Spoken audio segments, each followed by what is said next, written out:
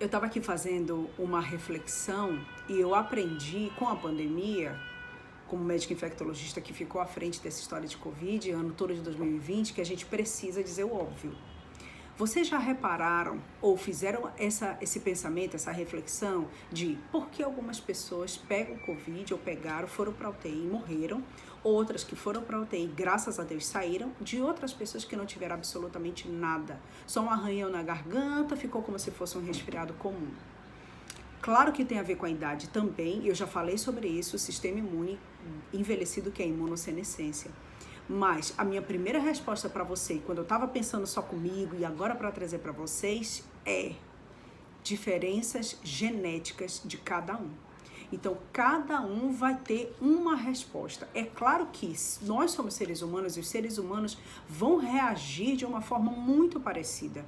Mas, realmente, essa individualidade a gente tem que olhar, tá? Então, primeira resposta é essa. Segunda coisa, quando eu parei para pensar, para conversar, trazer isso aqui para vocês de importância pública, de saúde pública, o sistema imune trabalha com células e trabalha com moléculas sinalizadoras que avisam outras células que o corpo está sendo invadido por um micro-organismo, seja vírus, seja bactéria.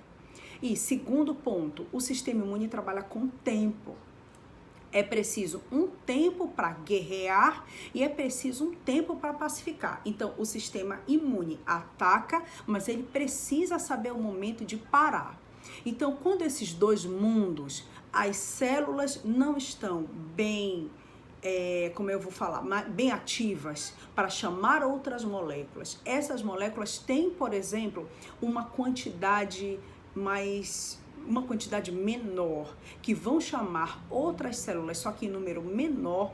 Isso tudo é como se fosse um jogo de dominó, que eu gosto de falar, que você dá um peteleco na primeira peça e a peça vai derrubando todas as outras. Se a tua célula não está boa para reconhecer aquele organismo invasor, ela não vai correr para matar, ela não vai correr para sinalizar para outras moléculas, para chamar as outras células. Então, o sistema imune, ele trabalha no coletivo, e esse coletivo tem que estar muito organizado, tem que estar muito bem, porque senão não vai matar esse micro-organismo, não vai defender o teu corpo.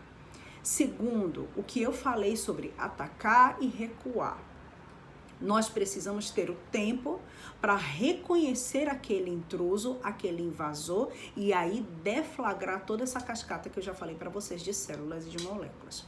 A partir do momento que esse vírus morre, que a gente chama de morte viral mesmo, né? O período de passagem da viremia, esse sistema imune tem que ser avisado e autorregulado, dizer assim, acabou a guerra, matamos o inimigo, então vamos parar de guerrear.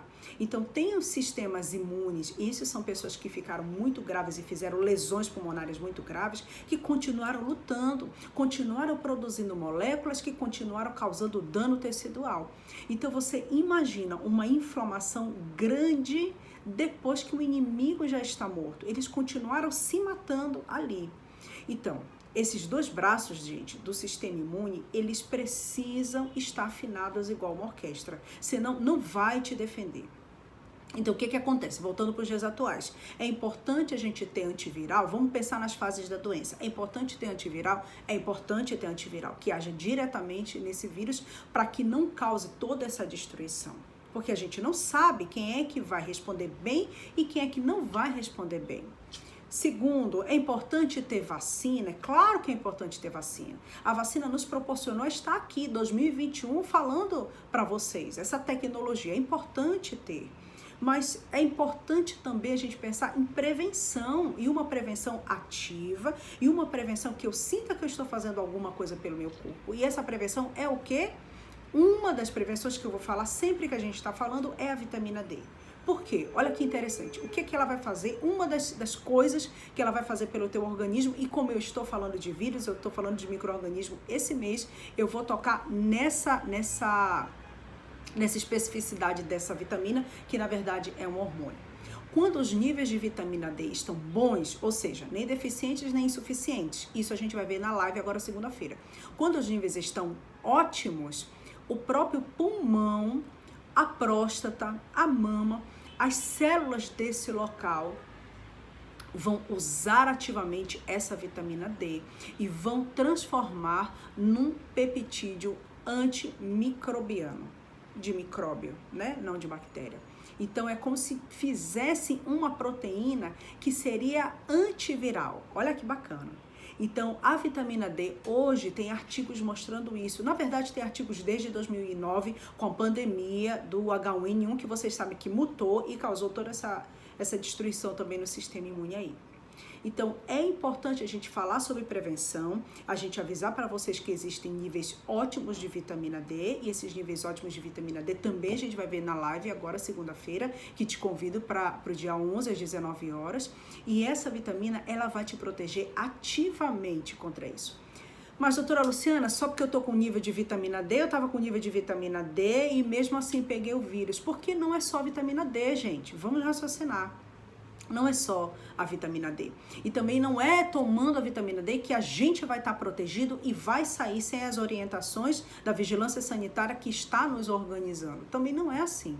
Então, o que eu quero passar para vocês é que existe uma prevenção, essa prevenção já foi confirmada e, como diziam os antigos, os nossos pais, é muito melhor prevenir do que remediar. Eu acredito nisso, tá bom? Então, até outra hora.